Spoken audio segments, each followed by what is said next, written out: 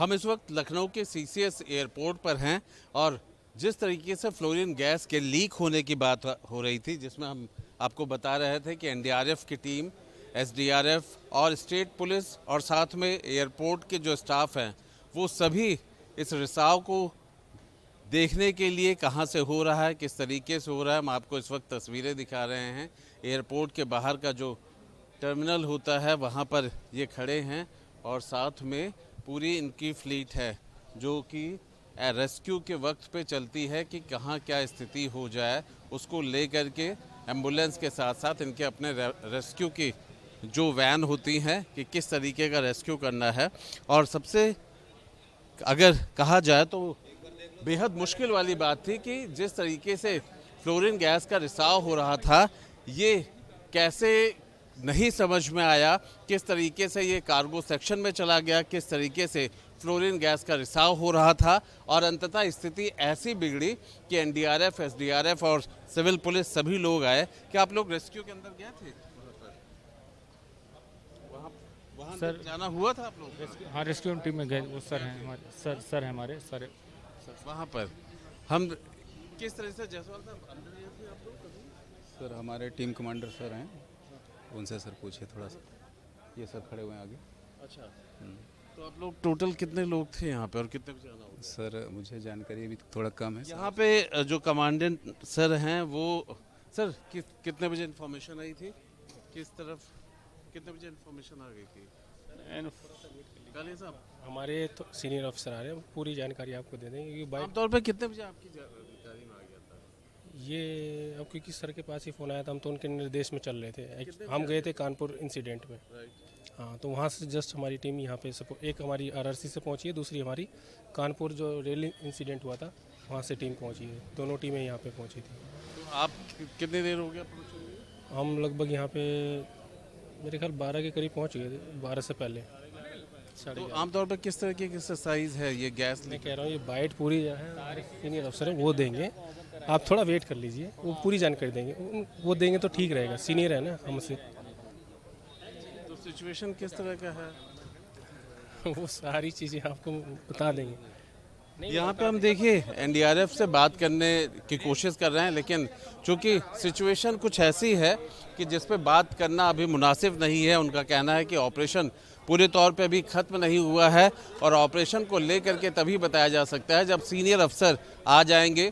Operation की detail तभी बताई जाएगी कि किस वक्त पे एनडीआरएफ, एसडीआरएफ को अलर्ट किया गया था, किस वक्त उनको यहाँ बुलाया गया था। यहाँ सिर्फ लखनऊ की ही एनडीआरएफ की टीम नहीं है, बल्कि वो टीम भी जो कि कानपुर किसी घटनास्थल पर जा रही थी उसको भी वापस बुलाया गया है। तो यहाँ पर हम समझ सकते हैं कि स्थिति कितनी यहाँ इमरजेंसी वाली थी, स्थिति नाजुक थी और सवाल बेहद अहम खड़े हो रहे हैं कि अगर फ्लोरीन का रिसाव था तो आखिर जो चेक पॉइंट्स बने होते हैं वहाँ पर उन चेक पॉइंट्स पे क्यों नहीं चेक कर लिया गया। और रिसाव निश्चित तौर पर बड़ा था, जिस तरीके से अंदर की जानकारियाँ मिल रही थी, कहीं ना कहीं कुछ लोग उसके रिसाव के उस प्रभाव में भी आए थे, कुछ बेहोश होने की भी बात आ रही थी। लेकिन सारी तस्वीरें एयरपोर्ट के जो अधिकारी हैं और ख़ासतौर पर जो रेस्क्यू की टीमें हैं वो बाद में बताने को कह रहे हैं। इसका मतलब है कि रेस्क्यू का काम अभी चल रहा है। पूरे इस ऑपरेशन को हेड कर रहे थे प्रशांत तिवारी। प्रशांत तिवारी जी, जब आप अंदर थे तो किस तरीके की सिचुएशन थी, क्या टाइमलाइन था, आपको कितने बजे कॉल किया गया, क्या अलर्ट? हमें लगभग 10 बजे के करीब हमें कॉल जाती है। एसडीआरएफ कंट्रोल रूम के माध्यम से हमारी कंपनी को सूचना मिलती है, जो सीबीआरएन की स्पेशलिस्ट हमारी टीम है।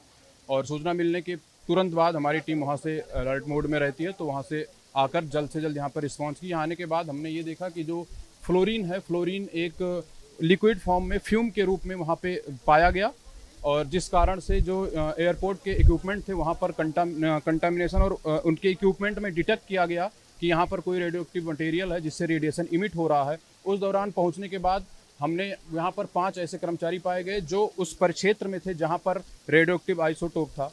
तो हुआ क्या कि उस परिक्षेत्र में थे तो उन्हें हमने रीमॉनिटर किया और देखा उनके अंदर कोई भी कंटामिनेशन नहीं था, किसी भी प्रकार की कोई क्षति नहीं हुई और सोर्स को रिकवर करके भेज दिया गया। पूरा ऑपरेशन जो हुआ और जो अलर्ट किया गया, आपको लगता है कि वो बिल्कुल प्रॉपर्ली था? क्योंकि आमतौर पे इस तरह की सिचुएशन में ऐसे ही बिल्कुल हमारी जो एसडीआरएफ की टीम है वो फुली वेल इक्विप्ड और वेल ट्रेंड है, पूरी तरह प्रशिक्षित है, अलग अलग संस्थाओं से प्रशिक्षण प्राप्त की है तो इस कारण से पूरी तरीके से सीक्वेंस वाइज सारी चीज़ें हुई और सब अंडर कंट्रोल हो। एयरपोर्ट पे भी मानेंगे कि आपने कि जो अलर्ट उन्होंने दिखाया वो ठीक था? बिल्कुल एग्जैक्टली, एयरपोर्ट के कर्मचारियों ने जो अलर्टनेस दिखाई वो वाकई में काबिल तारीफ थी और उन्हीं की वजह से हम जल्द से जल्द पहुंचकर और वहां पर रेस्क्यू करके रिस्पांस किए और सब चीज़ें अब ठीक है।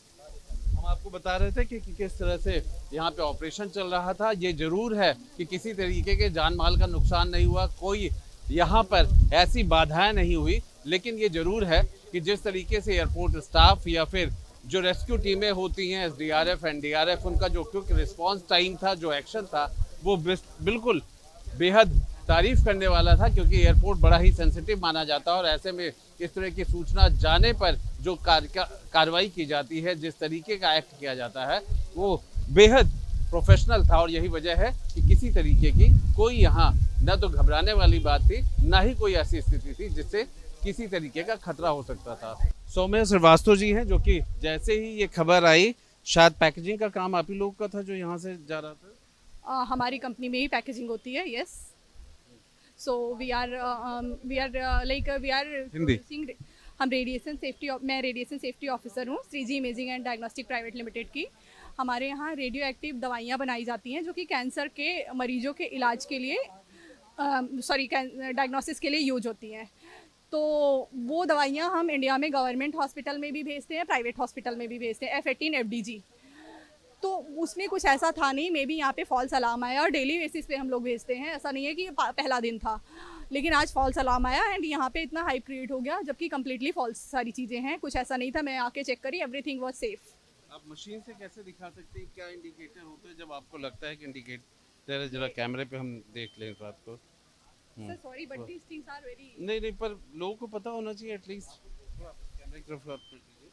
ठीक है, ये है मेरा, यहाँ पे देखिए ये 0 आ रहा है, ये रीडिंग्स बढ़ती जाती है। तो अगर बहुत ऊपर जाती है, हमारा 10 के ऊपर जाएगी TI, तब जो है हम नहीं भेजते हैं, तब उसको हम कार्गो पैसेंजर कार्गो में नहीं भेजते हैं, फिर उसको एक्सक्लूसिव यूज में भेजते हैं। वो हमारा 0.2 था TI, मतलब we are very lesser than 0.02, sorry 0.2 या और 1 के आसपास नहीं 10 TI होता है, तो उसके बाद हम उसको अलग से उसका अरेंजमेंट होता है। आप उसे सेपरेटली हाँ, वरना इसको हम पैसेंजर कार्गो में भेजते हैं। नहीं, ये मेज़र करता है कि मुझे कितना लगा। अब वो क्योंकि मैं डिपार्टमेंट में काम करती हूँ, मैं हमेशा रेडिएशन वर्कर हूँ, मैं हमेशा रेडिएशन में काम करती हूँ, इसलिए मेरी डोज मुझे मेजर करना ज़रूरी है। तो आपको क्या लगता है फिर ये ऐसा फॉल्स अलार्म या फॉल्स हवक? सर अभी हो गया, मैं बहुत थक गई हूँ सुबह से। किसी तरह की शिकायत आपको लगता है कि मतलब?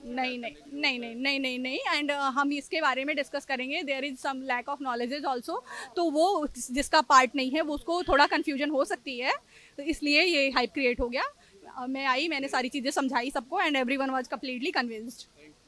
सौम्या श्रीवास्तव जो कि रेडियोलॉजिस्ट है और ख़ास तौर पे जो पैकेज जा रहा था वो उसी को यहाँ पे मैनेज करती हैं। उन्होंने कहा रेडिएशन का जो लिमिट था उससे कहीं कम था, 0.32 था, बल्कि 10 का जो रीडिंग होती है वो जा कर के नॉर्मल होती है, तो उससे कहीं ज़्यादा नीचे था। लेकिन सवाल यही है कि एयरपोर्ट पे कुछ घंटों के लिए तो ये ऐसा हड़कंप मच गया था जहाँ पे हर ऑपरेशन प्रभावित हो चुका था।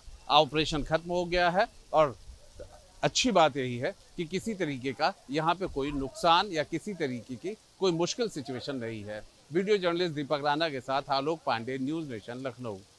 न्यूज नेशन अब व्हाट्सएप पर खबरों के ताजा अपडेट के लिए न्यूज नेशन के इस QR कोड को स्कैन करें।